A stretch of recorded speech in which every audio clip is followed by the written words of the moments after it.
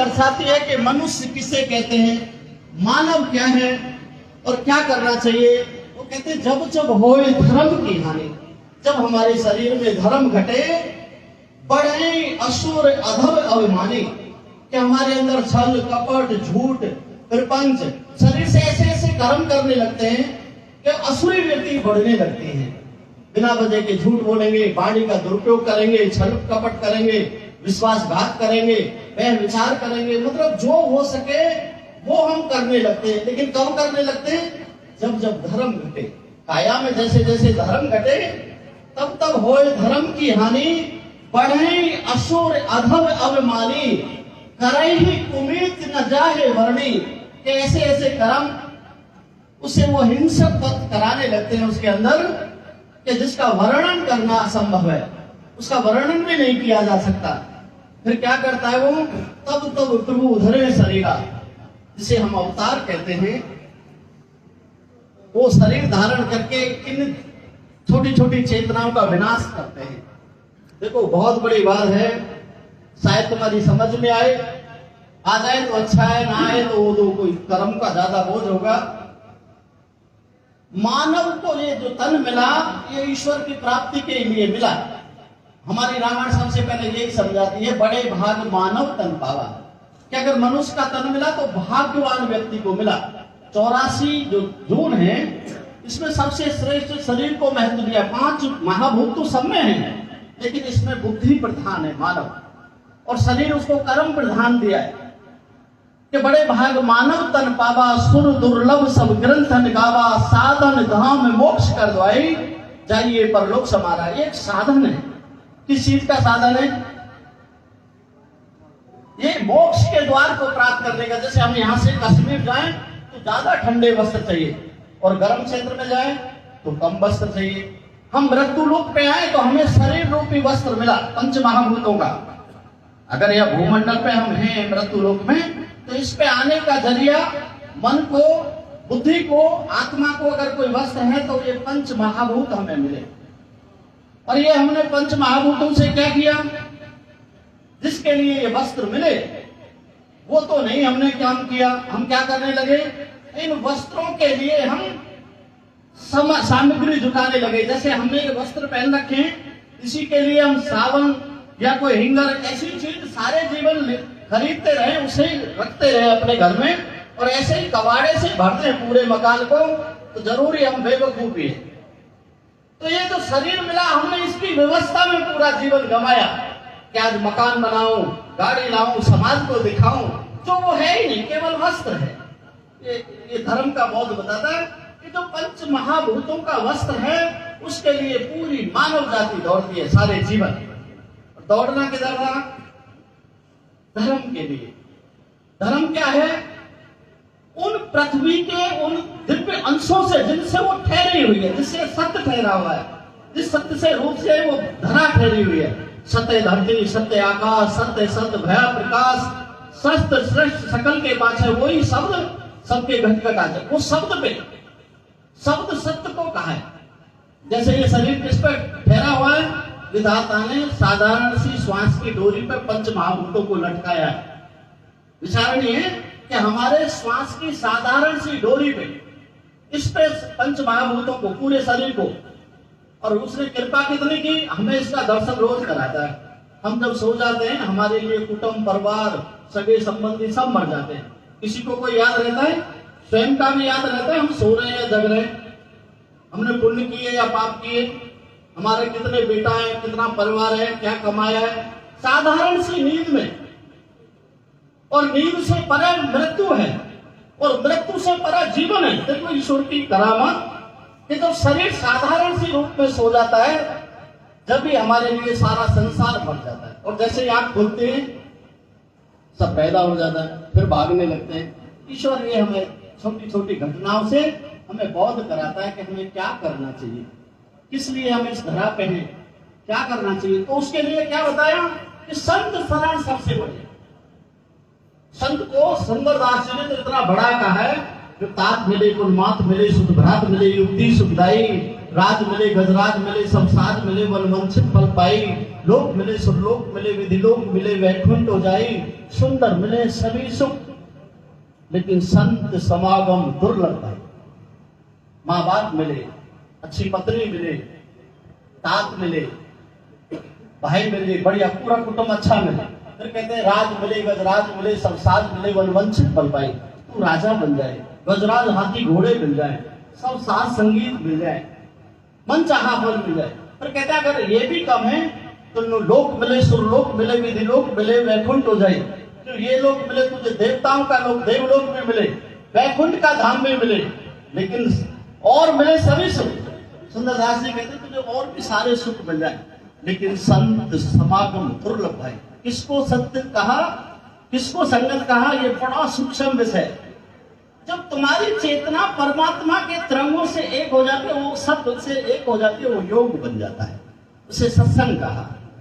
सत्संग केवल ऐसा नहीं गाने बजाने या वाणी से विलास को सत्संग कहो, सत्संग बड़ा सूक्ष्म विषय है। जब चेतना का संग चित्त से हो जाए और चित्त का संग शब्द से हो जाए और शब्द सुरती में समा जाए और सुरती ब्रह्म में लीन हो जाए, वो सत्संग है। सारी क्रिया एक हो रही है। शरीर का संग इंद्रियों से हो जाए, इंद्रियों का संग बौद्धि से हो जाए और बौद्धि का संग उस चेतना से आत्मा से हो जाए, शरीर का संग हो रहा है। लेकिन ये कब तक नहीं होगा, जब तक पुरुष इंद्रियगामी होगा। अगर उसका भाव इंद्रिय सुख में है तो वो भूल जाए कि वो कोई पूजा पाठ या क्रिया उसके किसी काम के नहीं, किसी काम के नहीं। ये धारा है, ये जल की तरह धारा है, नीचे स्रोत में बहेगी तो नरक का काम करेगी, ऊपर के स्रोत में बहेगी तो स्वर्ग का काम करेगी। दो दरवाजे परमात्मा ने बनाए, जिसे नरक और स्वर्ग कहा। स्वर्ग का मतलब है सुरती कर जाए और नरक का मतलब है इंद्रियगामी बह जाए। तो हमें क्या करना चाहिए, संयम। संयम से क्या है, जिसे नियम कहा।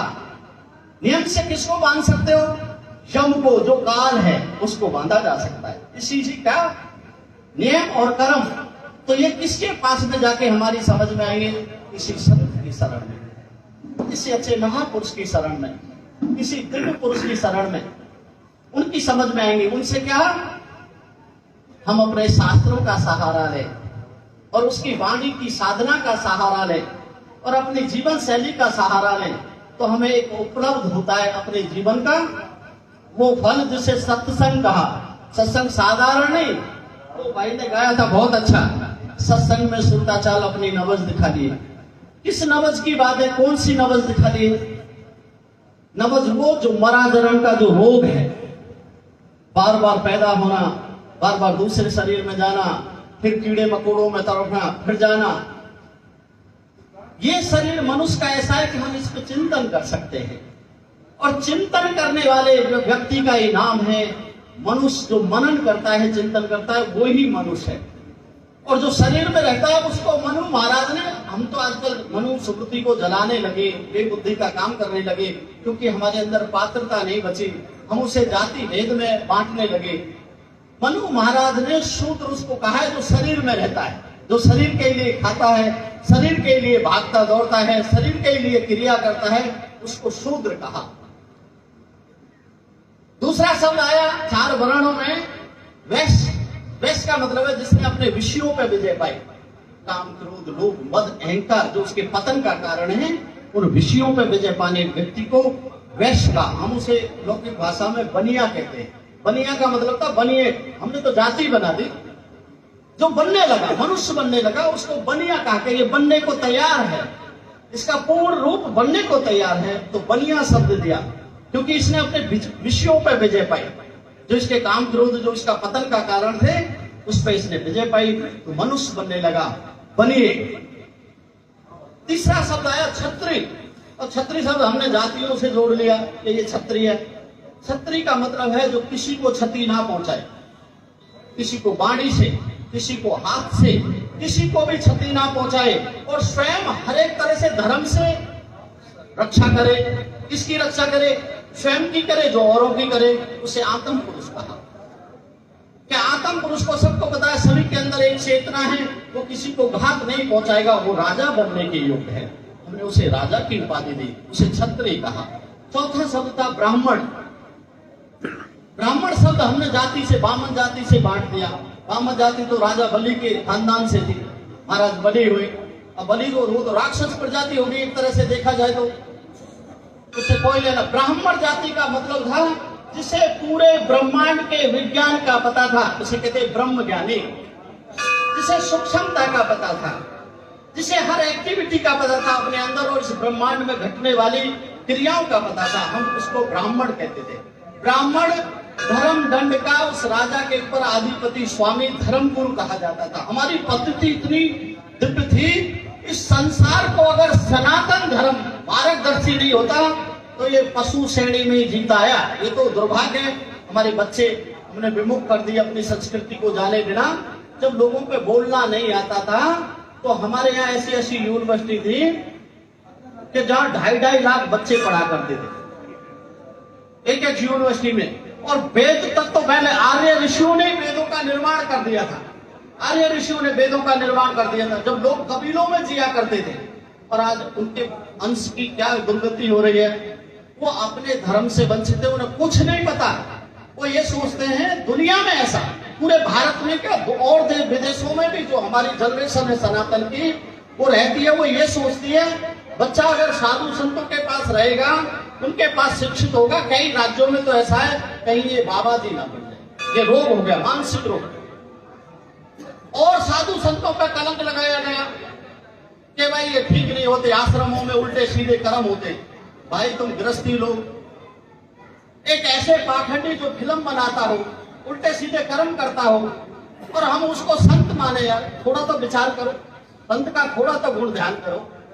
जो पिक्चर बना रहा है, असली फिल्में बना रहा है, वो संत कैसे हो सकता है? उसका आचरण तो देखो।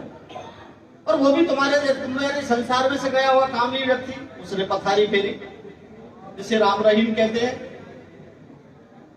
एक रामपाल, वो भी तुम्हारा संसारिक। आसाराम, वो भी तुम्हारा संसारिक। यार ब्रह्मचारियों को क्यों दोष देते हो, सन्यासियों को? लोग कहते हैं जी तुम्हारे, अरे तुम यार कामी व्यक्ति, तुम अभी पवित्र नहीं हुए, साधुओं की शरण में नहीं रहे, साधुओं की सेवा नहीं करी, तुम कैसे हो गए यार सन्यासी? कैसे साधु हो गए? कैसे हो सकते हो? ये तो बड़ा दुर्गम मार्ग है भाई। और तुम कलंकित कौन होता है? कलंकित कौन होता है? सन्यासी, साधु।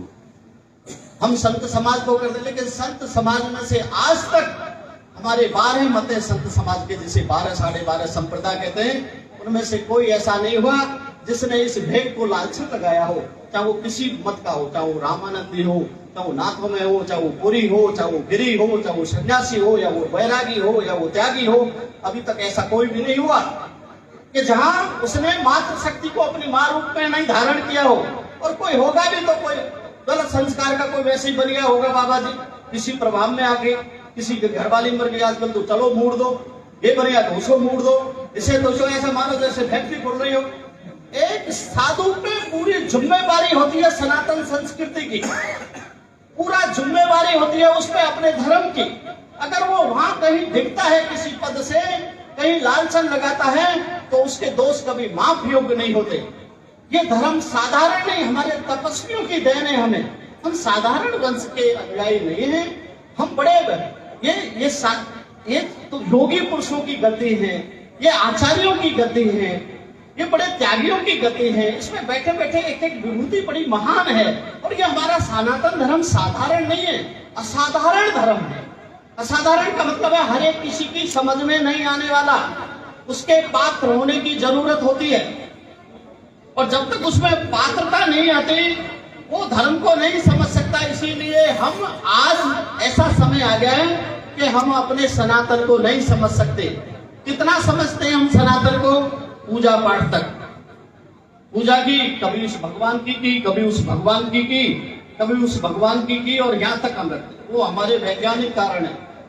इन पूजाओं के चक्कर में हमने हवन यज्ञ भी छोड़ दिए जो लोग कल्याण किया करते थे। इस कार्बन डाइऑक्साइड को ऑक्सीजन में ट्रांसफर किया करते थे। आज उसी ऑक्सीजन को घटने से हम कोरोना कहते हैं। और बहुत से तो मोहड़ा बांध के घूमते, घूंघट पहला दिया परमात्मा ने, तुम मुंह दिखाने लायक नहीं हो। कैसा समय ला दिया प्रकृति ने? नहीं, हर आदमी मुंह छुपा के घूम रहा है कि हम मुंह दिखाने लायक नहीं बचे। हकीकत में ही नहीं बचे, कर्म ऐसे हो गए, मुंह दिखाने लायक नहीं छोड़ा। किसी कुत्ता बिल्ली को हो रहा है कोरोना, मस्त घूम रहे हैं, वो खूब मुंह गाड़े, और मनुष्य के मोड़े पे क्या बनवा दिया है, दुक्का तो डोल रहा है। जब पापाचार बढ़ जाता है तो वाकई में मनुष्य मुंह दिखाने लायक नहीं होता। पहले तो उसे गधा पे काला मुंह करके निकाला करते थे, अब परमात्मा ने बांध दिया। सुधारो अपने कर्मों को, प्रकृति उससे पहले दंड दे। समय ऐसा आए हमें सुधर जाना चाहिए, ये एक चेतावनी होती है। वातावरण में ऑक्सीजन घटती जा रही है, गऊ हम घर पे नहीं रख सकते। हमारे बुजुर्ग अब से हजारों वर्ष पहले तुम्हें ये सभ्यता सिखा के गए थे कि लीप के हवन यज्ञ करना। और नहीं मुझे बताओ, इतना कोरोना काल चला है, जिसके घर में गाय बंध रही हो और जो गाय की सेवा करता हो, एक को कोरोना हुआ हो तो मेरी गारंटी है, एक भी व्यक्ति को कोरोना हुआ हो जिसके घर पे गाय हो और वो गाय की सेवा करता हो, कोई भी कहे किसी गौशाला में कोई व्यक्ति काम करता हो उसको कोरोना हुआ हो तो मेरी गारंटी है नहीं होगा, क्योंकि उसके गऊ मूत्र में और छान में इतनी ताकत है, सब बैक्टीरिया मर जाते हैं। लेकिन हम ला क्या रहे, घर में तो मेरी ढाड़ी बांध रखी है, भैंस का दूध पी के सब में सींग मारने लगे और बच्चों को विवेकानंद बनाने की सोचते हैं और पढ़ाते उन्हें इंग्लिश है। इंग्लिश के शब्द तुम जानते हो ये कहां ले जाते हैं? हमारे कितने अच्छे शब्द थे, मौसी, मामा, काका, ताऊ, चाचा, कितने अच्छे शब्द थे। अब क्या कहते हैं, ये मेरी मदर इन लॉ है, ये मेरा डॉटर इन लॉ है, ये मेरा सन इन लॉ है, ये मेरा फादर इन लॉ है। इन लॉ का मतलब समझते हो, कोर्ट, कानून। लॉ का मतलब होता है कानून, वकीलों के पास ले जाने वाला, कटघरे में खड़ा करने वाला। तुम्हारे शब्दों में ऐसा है कोई भी जो तुम्हें कोर्ट में खड़ा करे? इंग्लिश शब्दों में हर एक शब्द तुम्हें कोर्ट में घसीटने के लिए मिलेगा। अपने बच्चों को अपने संस्कार दो, अपनी सभ्यता सिखाओ, अपनी शैली सिखाओ, अपना सदाचार दो। और जब बच्चे तुम्हारा सदाचार सीखेंगे तो स्वाभिमानी बनेंगे। और अब क्या बनना है, वो हिंसक बनना है।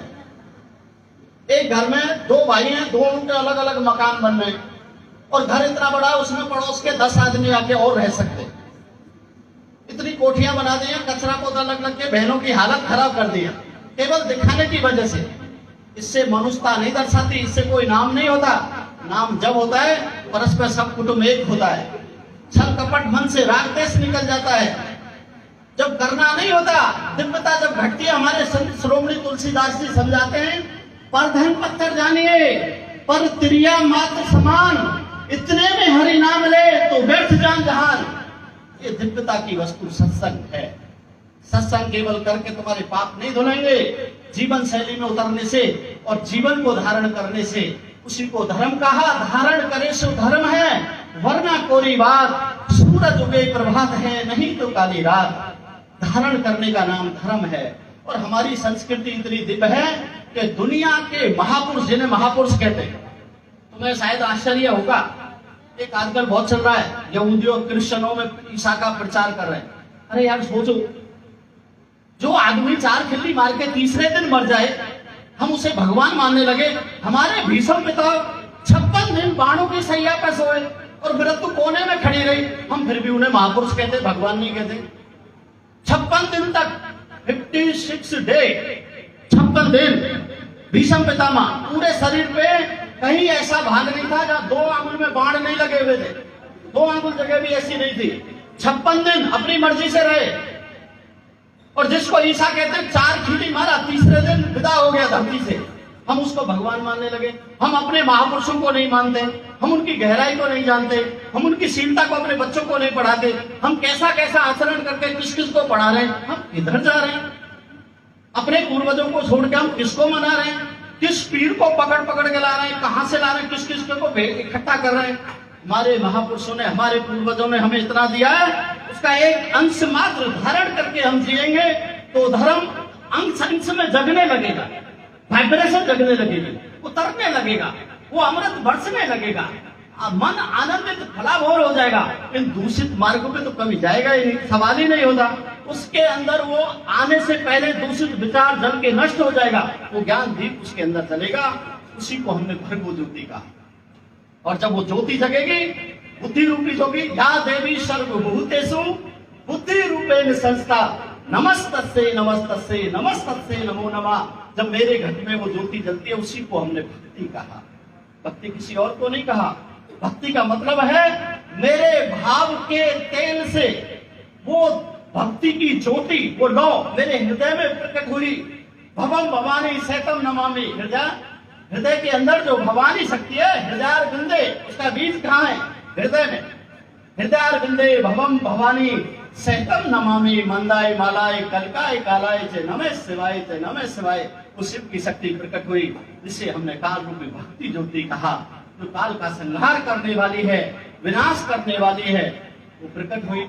इतने मार्ग हमारे महापुरुषों ने हमें दिए, और हम कैसे भटकते हैं और कर्म कैसे करते। वो इसकी निंदा करेगा, तुम किसी के पास बैठ लो, अपनी बात ही नहीं करेगा, अपने पड़ोसी गांव में ले जाएगा, वो ऐसा है वो ऐसा। अरे तू यहाँ बैठा, यहाँ की बात करना, अपनी तू अपनी सुधरने की बात कर भाई। जिस समय जो अपने को शोधने लग जाता है वही साधक बन जाता है, और जो दूसरे को सुधारने में लगता है वो खुद बिगड़ के नरक के मार्ग पे चला जाता है। तो अपने निंदा का मतलब मैं ये नहीं कह रहा कि तुम अपने जीवन को यहाँ बैठ के, अपने घर पे बैठ के भी हमें अपने को सुधारना है, उसका नाम साधक है। साधक का मतलब ये जो सदने लगा। या तो मैं देखता हूं किसी के पास बैठ जाओ, अपनी बातों को छोड़ के वो पड़ोसियों की बात करेगा। अरे सुधरना तुझे या पड़ोसी को? तुम यहाँ आश्रम में आता है या पड़ोसी आता, जब उसका नंबर आएगा परमात्मा उस पर दया करेगा, किसी संत की शरण में जाएगा, किसी का आशीर्वाद मिलेगा, उसका भी नंबर आएगा, तू तो सुधर ले। लेकिन औरों को सुधरने की बातें करते हैं हम, तो उसके लिए सत्संग नहीं होता। तो सत्संग किसके लिए होता है? महापुरुष का सानिध्य किसके लिए होता है? संत का आशीर्वाद किसके लिए होता है? संत की सेवा क्या होती है? ये सीखने से कल्याण होता है, रात जगाने से किसी का कल्याण नहीं होता। निरी असुरी शक्ति रात को खूब विचरण करती है, कई उल्लू कुंवर खूब भागते हैं रात भर, उनका कल्याण हो जाता? कभी भी नहीं होगा। तो कल्याण किससे होगा? कर्म से। हमारी गीता ने सबसे ज्यादा, भगवान कृष्ण ने गीता पे बुद्धि से जोड़ दिया, सबसे ज्यादा बुद्धि की बातें की है उसमें। तो बुद्धि से सोचे हमें क्या करना है, और ये जीवन कैसे जा रहा है, अपनी गति कितनी स्पीड से पकड़ रखी है। और अब तो ऐसी गति हो गई है, 40-40 साल के बच्चों को अटैक आने लगा है, क्योंकि खान पान वो ही घी का और करना कुछ भी नहीं। और हमारे भाई को अब मातृरूपी शक्ति के लिए कहता हूं, हम कितने विनाश के मार्ग पे चले और तुम्हें कैसे गलत गाइड किया जाता है। मैं हर एक उसमें कहता हूं इसे, माँ जो शक्ति है, जो तुम्हारी जो अवस्था है इस धरती पे, वो बहुत बड़ी है, साधारण नहीं। जैसे भूमि की अवस्था है परवरिश की, अगर भूमि अन्न देती है तो पूरी मानव जाति जीती है। ऐसे ही मनुष्य को जन्म दाती आदि शक्ति स्वरूप में माँ कहा, और उसे नारी शक्ति जो कहा वो आपको कहा। तो आपका दायित्व क्या बनता है? आपका दायित्व बनता है अच्छी श्रेष्ठ संतान को गर्भ में ही संस्कार देने। तो हम कैसे दे रहे हैं? ये एक बहुत बड़ी, इसे सुनने जैसा है। हम क्या करते हैं, जैसे ही हमारी माता बहन कोई प्रेग्नेंट हुई, गई डॉक्टर के पास, डॉक्टर क्या करेगा? क्या अब तुम्हें हर महीने यहाँ चेकअप के लिए आना है, वो एक गोली देगा, क्या हर महीने इसे खाते रहना? विचारणीय बात है, जब वो गोली देगा तो हमारी संतान पे, उस पर गर्भ में असर पड़ेगा। जिस संतान को हम गर्भ में बीमार ट्रीटमेंट दे रहे हैं, बीमार कर रहे हैं, वो बाहर आके किसका कल्याण करेगी, किसकी सेवा करेगी, किस समाज का कल्याण करेगी, किस समाज की प्रतिष्ठा होगी उस बच्चे से। हम ऐसे रोगी संतानों को क्यों पैदा करें? अगर संतान रोगी होनी है तो उसे जन्म ही क्यों दें? तो उसका दायित्व क्या है? डॉक्टर क्या कहेगा कि ज्यादा भारी वजन मत उठाना, आराम करना, जितना हो सके बेड रेस्ट करना, क्योंकि बेड रेस्ट करेंगे तो पेट पर चर्बी जमेगी, पेट पर चर्बी जमेगी तो उसे ऑपरेशन करने का, काट पीट का, औजारों का उसे चांस मिल जाएगा। जितना हो सके इतना फिजिकल वर्क करो, शरीर से मेहनत करो, और बच्चे को नॉर्मल जो जन्म दोगे उसमें अथाह साहस होता है, और उसकी परवरिश नॉर्मल तरह से करो। और उस समय अच्छा सोचो, गीता का सहारा लो, और कुछ नहीं आता गायत्री का सहारा लो, किसी सत्पुरुष की शरण में जाके कुछ अच्छी वाणी सुनो जो तुम्हारे कानों के थ्रू उस बच्चे पे असर हो, और अच्छी संतानों को जन्म दो। तो इस समाज से बचोगे नहीं, अपने घर में ही खतरा होने लगेगा। असुरों को जन्म दोगी तो किसी और में नहीं, तुम ही असुरक्षित महसूस करने वाला लोगे अपने कुटुंब में, और तुम्हारी संतानों से ही तुम्हें दुख पैदा होने लगेगा। वो किसी को मारने छेड़ने लगेंगे, लूटने काटने लगेंगे। ये समाज ऐसे ही दूषित होता है। और समाज का अगर कल्याण करना है तो श्रेष्ठ जनरेशन से ही हो सकता और किसी से नहीं हो सकता। और हर एक मातृशक्ति का दायित्व बनता है कि अगर मुझे स्त्री रूप मिला है तो मैं ऐसी संतान को जन्म दूं जिसमें मुझे गौरव हो कि ये मेरा पुत्र है, तो नारी होने का सफल जीवन हुआ। अगर नहीं ऐसी संतान को जन्म देती तो वो जीवन धिक्कार है। इसीलिए नारी शक्ति को 3 पुरुषों को जन्म देने का अधिकार मिला। जननी जने तो संत जन, या दाता या सूर, रही तो रही हो बांध ली जो वृथा गवाए नूर। इसीलिए संतों ने कहा या तो कोई सत्पुरुष हो, पूरे ब्रह्मांड का चिंतन करने वाला हो, या कोई वीर पुरुष हो, योद्धा हो, या कोई दानी हो। ये 3 पुरुषों का महत्व जब ही बनता है जब हम उसका ट्रीटमेंट गर्व से करते हैं। जैसे किसान खेत को जोतता है, उसमें गेहूं बोने हो तो गेहूं कितने दिन की फसल होती है? 2.5 महीने की। और खेत को कितनी बार जोत लगाता है? कहीं घास नहीं छोड़ेगा, 4-5 खेड़ मारेगा उसमें, फिर भी खाद डालेगा गेहूं के साथ साथ कि मेरे गेहूं की फसल अच्छी हो, और समय पर पानी देगा। हम तो 70-100 वर्ष की फसल को उपजाते हैं अपने धर्म में, 2.5 महीने की नहीं, 60-70 वर्ष इस धरती पर 100 वर्ष तक रहे और इस धरती का नेतृत्व करे, श्रेष्ठ संतान बने। जब हम 100 वर्ष की, जब हम 2.5 महीने की फसल पर का इतना चिंतन करते हैं तो 100 वर्ष की फसल का कितना चिंतन करना चाहिए। और हम सोचते हैं कि ये तो समाज बदल रहा है। समाज बदल नहीं रहा, तुम बदल रहे हो। तुमसे ही तो समाज बना है भाई, तुमसे ही सुरक्षा है, तुमसे ही खतरा है। ये किससे हो रहा है? तो मातृशक्ति का सत्संग में आने का, ऋषि सानिध्य में रहने का सबसे पहला दायित्व है कि मैं ऐसी जनरेशन को जन्म दूं, और मैं नहीं दे सकी तो मैं अपने आने वाले वंश पे, चाहे मेरी पुत्री हो चाहे मेरी पुत्र वधू हो, मैं उसको ऐसे तैयार करूं और ऐसी दिव्य बनाऊं, उसकी सोच को ऐसी दिव्य बनाऊं कि उसके अंश से कोई देवी जन्म ले, कोई साधारण व्यक्ति जन्म नहीं ले। और वो तभी जन्म लेता है जब अपने अंदर सत्संग घटता है, सच्चे विचार घटते हैं, शीलता घटती है, चरित्रता घटती है। जब वो धारण करती है प्रकृति के गुण को तो प्रकृति पुरुष पैदा होता है, जिसे नर कहा। आज तो कोई नर ही नहीं है, इसको नर कहोगे? कहां नर बचे? स्त्री जैसे कह दिया पीछे पीछे चल देते, ये नर है? इसको नर कहते हैं? नर का तो हाजिरी ही महत्व रखती है। घर में अगर खकार हो जाए तो सारे घर में कोने में लग जाए सब ठिकाने, उसको नर कहा जाता था। और आज का नर कैसा है? अगर स्त्री खकार करे तो नर को कोने में दबक जाता है।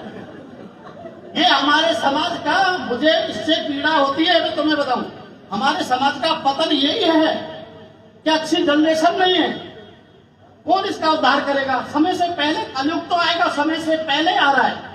समय से 3री-4थी पीढ़ी जिस तरह हमारा समाज जी रहा है, 3री-4थी पीढ़ी पे ऐसे रोगी बच्चे होंगे जिन्हें देख देख के रोते रहेंगे। आज 80% नहीं, मैं तुम्हें 100% चैलेंज कहता हूं पूरे भारत का, माँ बाप औलाद पे असंतुष्ट है कि हमारी सेवा करेगा तो अच्छा लगता है। आज औलाद डिपेंड हो गई है माँ बाप पे कि ये हमारे लिए जोड़ के सब कुछ सुविधा करके मरे तो अच्छा है। ये वास्तविक सत्य हो गया है। और जब औलाद माँ बाप पे डिपेंड हो जाए तो वो धर्म के लिए नहीं, पूरी सृष्टि के लिए खतरा का समय होता है। और इसका कार्य दायित्व संत ही उसमें चेतना भर के जगाता है। मेरी माओं से मुझे आग्रह है, इस बाबा खेतानाथ के यहाँ शपथ लेंगी कि हम ऐसा आचरणशील जीवन जिएंगे और ऐसी संतानों को जन्म देंगे कि जो कम से कम 100 पुरुषों में मेरा बच्चा अकेला दिखे, इसमें पुरुष तत्व है। कम से कम अपने कुटुंब परिवार को साथ लेके चल सके, उनमें एक ऊर्जा का संचार कर सके, एक अच्छी प्रेरणा दे सके, एक अच्छे समाज का नेतृत्व कर सके, ये जीवन सफल हो जाएगा। कोई तप करने की जरूरत नहीं, इससे बड़ा कोई तप नहीं होता। अच्छी श्रेष्ठ संतान को जन्म देने से बड़ा क्या तप है? एक महापुरुष की वजह से पूरे कुटुंब को जाना जाता है, पूरा कुटुंब पूजनीय हो जाता है एक महापुरुष की वजह से। ऐसे बनो, ऐसी श्रेष्ठ बनो। और भी बहुत महापुरुष है, मैं ज्यादा समय ले लिया है, उसके लिए मैं क्षमा मांगूंगा, लेकिन मेरे हृदय की पीड़ा है, बहुत कुछ कह देगी। फिर कभी समय मिलेगा, गुरु जी का आशीर्वाद होगा तो कहूंगा। लेकिन सभी माताओं से मेरा आग्रह और सभी भाइयों से, सारे वैष्णव का त्याग करो। ये मूर्ति हमने बनाई है, इसके पीछे का विज्ञान बड़ा गहरा है। स्तर मूर्ति का विज्ञान बहुत गहरा है, लेकिन तुम्हें ईश्वर ने एक जल बूंद से रचा है, इसे दूषित मत करो। शराब मत पियो, गुटखा मत खाओ, ये बीड़ी सुटाते हुए नहीं मत।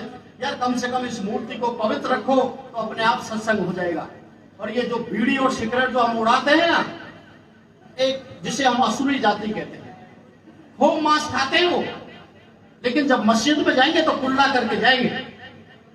और मैं देखता हूं यहाँ बाबा खेतानाथ जी को मानो या भगवान श्री कृष्ण को, किसी को भी मानो अपने देवता को, मोहड़े में तंबाकू लगा रहेगा, पान लगा रहेगा, चबाता रहेगा, पता नहीं वो भगवान को मनाने जा रहा है या तंबाकू को प्रसन्न करने जा रहा है। समझ में ही नहीं आता यार, हमने कैसे समाज को हम जन्म दे रहे हैं, इसको हम धार्मिक कैसे कह सकते हैं। ये बड़ी दुखद बात है। हमें सीखना चाहिए, डिसिप्लिन सीखना चाहिए। क्रिश्चियनों को देखो, संडे के संडे कैसा डिसिप्लिन होता है, और हम टॉर्चर करते हैं एक दूसरे को। धर्म से केवल ये नहीं, ये तो समय बदलता रहता है।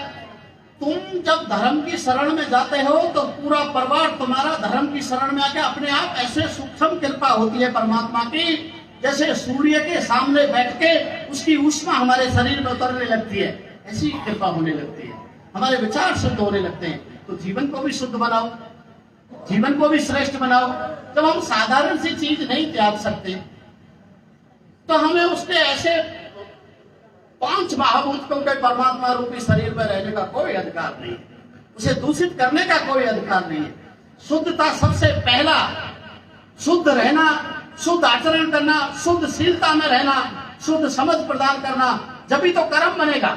इसका पहला दायित्व नर का होता है, जब भी उसके अंदर नर बीज पुष्ट होता है। साधारण नहीं होता है, बीड़ी सिगरेट तंबाकू खा रहे हैं, असुरी पदार्थ खा रहे हैं, अरे जिसकी स्मेल से देवता त्राही त्राही करके भाग गए हों, हम उसको अपने अंदर ग्रहण करें।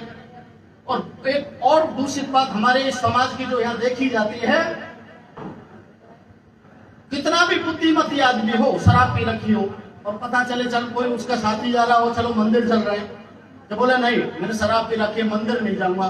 तो भाई घर क्या है, वहां तेरी माँ रहती है, वहां तेरा पिता रहता है, वहां तेरी पत्नी रहती है, वहां तेरे बच्चे रहते हैं, वो मंदिर नहीं, वो भी तो मंदिर है। तू उस घर में क्या, उस मंदिर में कैसे चला जाता है? जब इस मंदिर में नहीं आ सकता, जब तुझे इतना विवेक है कि शराब पी के मैं अपने बनाए हुए देवता के मंदिर में नहीं जा सकता, तो शराब पी के तू सिर्फ अपने घर जैसे मंदिर में कैसे चला जाता है, जहां तेरी माँ रहती है, जहां तेरा पिता रहता है, जहां तेरी पत्नी रहती है, जहां तेरे बच्चे रहते हैं, वो भी तो मंदिर है। हमने तो कभी उसे नहीं कहा, हमने तो गृहस्थ को आश्रम कहा, गृहस्थ आश्रम, कभी गृहस्थ नाम नहीं दिया। तो उसमें कैसे चले जाते हैं? हमें विवेक रखना पड़ेगा।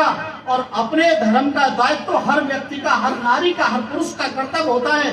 जिस संस्कृति में हम जन्मे हों, जिस संस्कार में हम पले बड़े हुए हों, उसकी हिफाजत करना और उसके लिए समय देना और उसको आगे बढ़ाना और उसकी शुद्धता, शीलता, धैर्यता, धर्मता, विद्युता, योग्यता हमें शुद्ध पैदा करके औरों को प्रचार करना, यही श्रेष्ठ सत्संगी का काम होता है।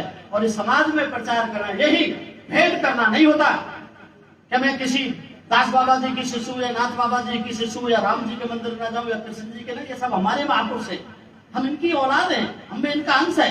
भेद नहीं रखना, भेदवादी के साथ भी नहीं रहना चाहिए, हमें अखंड आनंदी के साथ रहना चाहिए। वही असली सत्संगी है कि मैं उसकी गुरु की चेली हूं, मेरा गुरु वो है, मेरा गुरु ये है। गुरु तत्व एक है, अखंड मंडलाकारम व्याप्तम येने चराचरम तद्पदम दर्शते येने सद्गुरु नमामि हम। वो अखंड है, उसका कोई साधारण खंड नहीं, अखंड मंडलाकारम, हमेशा मंगल करने वाला।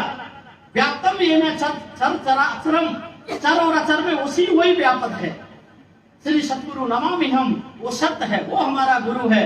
इसीलिए गोरखनाथ जी कहते हैं घटघट गोरख घटघट मीन आपा परिचय गुरुमुखीन, के घट में ही गुरु है, गोरख है, और घट में ही मच्छंदर है। शिष्य भी घट में ही है गोरख, और मच्छंदर भी घट में ही है। घटघट गोरख घटघट मीन आपा परिचय, अपने परिचय, अपने आप को देख तू कौन है। गुरुमुखीन के गुरु के सामने जब ही तू समझ पाएगा गुरु की पद्धति को। किसी में भेद मत करो, हम सनातनी हैं, सनातनी रहेंगे और सनातनी संस्कार धारण करेंगे और सनातनी समय देंगे। छोटे छोटे टुकड़े में नहीं बचेंगे। गुरु किसी का कोई भी हो, लेकिन मार्ग सबका एक होता है, अपना उद्धार करना, अपना कल्याण करना, अपने समाज का उद्धार करना, अपने समाज को सुखी रखना, अपने समाज में श्रेष्ठ गुण अर्पण करना, यही मार्ग होता है और यही धर्म की शीलता होती है। इस आचरण को बनाए, इस शीलता पे जिए तो सत्संग सफल होगा और जरूर घटेगा। मैं तुम्हें वचन देता हूँ, 1 साल जी के देख लो, 1 साल सत्संग का जीवन जी के जी लो, तुम्हारी ऊर्जा कहाँ ले जाती है तुम्हें। तुम्हारे ऊपर परमात्मा की कितनी कृपा बरसती है।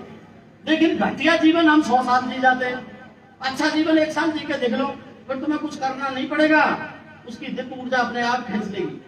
तुम्हारे अंदर सतोगुण अपने आप पैदा होने लगेंगे, दुर्गुणों से तुम्हें स्वयं घृणा होने लगेगी, सच्चा बोध तुम्हें स्वयं अंदर से होने लगेगा। यही धर्म का मार्ग है, ये शीलता का मार्ग है। मैं अपनी वाणी को विराम देता हूँ और जो कठोर शब्द बोल दिए हूँ उसके लिए क्षमा चाहता हूँ। बोलो सत्य सनातन धर्म की, बाबा खेतानाथ जी महाराज की जय।